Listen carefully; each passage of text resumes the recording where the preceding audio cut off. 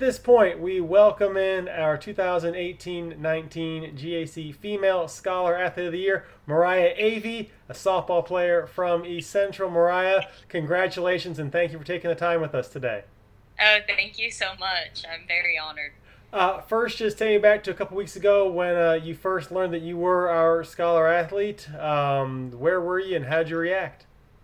I was sitting on my couch with my husband, actually, and one of my former teammates was here to recruit, and we were just all very excited. And of course, I had to call my mom and dad and let them know because they've been a part of this journey forever. So, yeah, it was a very, very happy time.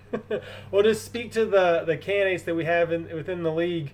I think there were six 4.0s, multiple grad students doing it. When you were first the ECU nominee, and then I don't know if you had a chance to really look through maybe some of the other schools nominees. Just what does it mean to be selected amongst this truly one of our strongest classes ever for scholar athletes? I can't even put into words how honored I am because I know these girls just put in work day in and day out, and they deserve this award just as much as I do because of the hard work that they've put in. And if I would like to share it with all of them too because I really am just. I actually when I saw the nominees, I was so impressed that six out of the 12 were softball, and that made me very excited for the sport. One of the things that certainly stood out, I think, within your resume or your nomination that I think carried the day for you, if I may be so bold to just to get into the minds of the voters, was the note there that when you presented at the state capitol and then on the same day went and played the second half of a doubleheader. Just take me through that day, what it was like. First off, I guess, when you knew you were presenting, did you know it was a game day? And then when you learned that, how did you adjust your day? Yes, so I was nominated in November. Okay. By all of my professors and the College of Health and Science at East Central. And when I got the nomination, I was like, oh, that's so cool. It's on a Tuesday. And of course, I went straight to my softball schedule, and it was a game day. So, and that's not something that I miss. I don't miss game days. So I went in to talk to Coach Anderson and told her about I got this nomination and I really can't turn it down. But I get done at noon that day, and I will drive down to Ada, and I'll be ready for the second game. And it's up at the state capitol. So what is that drive?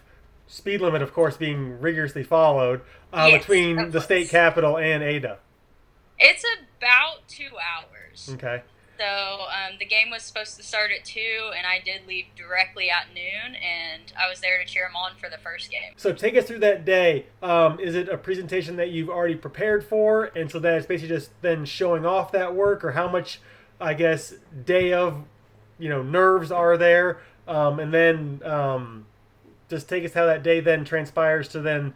Are you getting, are you almost in like half jersey and half professional attire as you're presenting, or just again, just walk us through that whole day?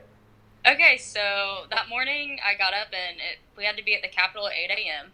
So got there, and presenting research, I did the research for about 2.5 years. So it's something that I had presented on before multiple times. So I pretty much had my presentation down completely by the time I got to the Capitol. So I made a new poster leading up to that day, and we went and set up the poster, and I was able to, present to state senators, to the House of Representatives there, which was really cool.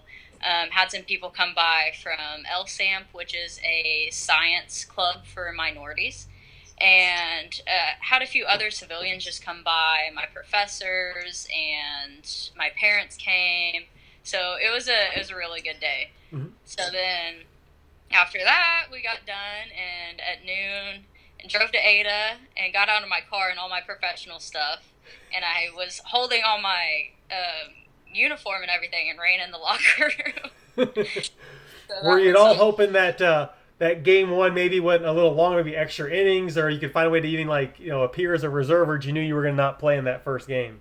I think I pinch ran. Okay. So yeah, so I got in the game. For the purposes of this, just what is the if you can do a 90-second synopsis of 2.5 years of work, what was the work that you were presenting? So the title of my presentation was DNA extraction from dried testudine bones, Okay. uh, which is turtle bone. I was So say pretty I had testudo. I was like, I think that's much. related to turtles. I'm gonna Yeah, let so you that's say it for everyone else that is not clearly on the same mind as you and I. yeah.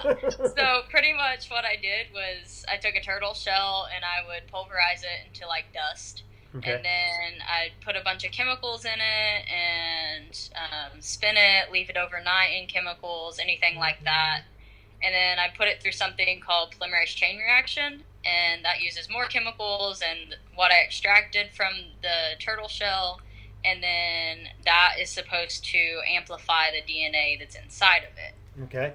So, And then I guess what is the goal are you just learning what is in what is in the shell, or what is, I guess, the goals of the research to find? I guess what were you looking to? yeah, you can actually apply this to human bone. So there are a lot of protocols to extract DNA from human bone, Okay. but I just wanted to see how functional they are across different species.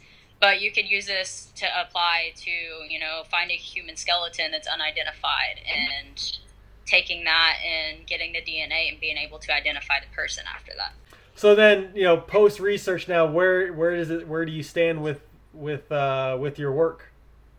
Well, I left it at East Central, and I was very glad that I did research in undergrad. But I'm in Tulsa now, Mhm. and I'll be starting medical school in a week. Okay. So, yeah, a whole new adventure. More genetics, more DNA study, or what are you emphasizing now in med school?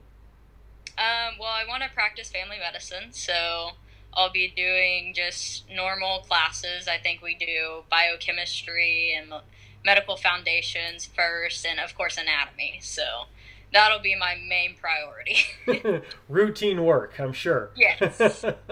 Well, Mariah, we thank you so much for taking a few minutes to join us here, and also briefly explaining your work.